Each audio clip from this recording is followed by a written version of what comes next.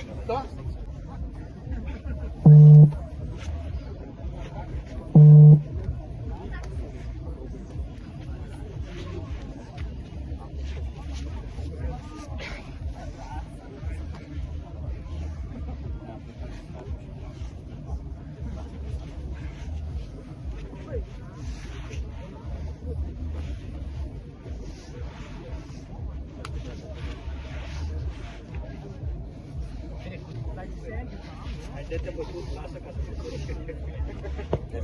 Și acum, da, am ajuns în ce am făcut mai departe.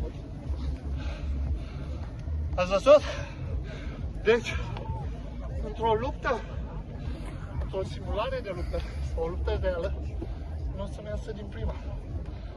Dar îmi creez avantaj să pot face una din tehnicile respective.